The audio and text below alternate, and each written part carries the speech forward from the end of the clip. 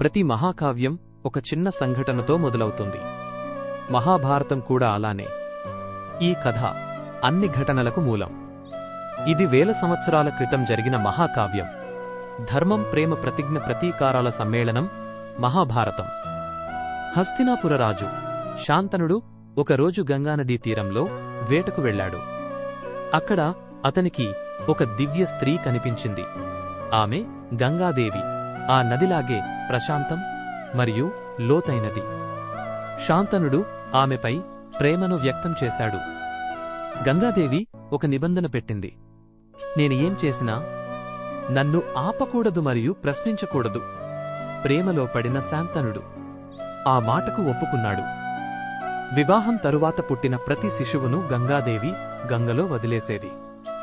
రాజు హృదయం రగిలిపోయినా ఇచ్చిన మాటకు కట్టుబడి నిశ్శబ్దంగా నిలిచేవాడు. ఇలా 7 మంది పిల్లలు నీటిలో కలిసిపోయారు. 8వ శిశువు పుట్టినప్పుడు శాంతనుడు ఇక తట్టుకోలేక ఆమెను ఆపేశాడు. అప్పుడు గంగాదేవి నిజం తెలిపింది. ఈ శిశువు దేవవ్రతుడు. అతనే భవిష్యత్తులో ప్రపంచాన్ని కదిలించే యోధుడవుతాడు అని చెప్పి శిశువుతో కలిసి అదృశ్యమైంది.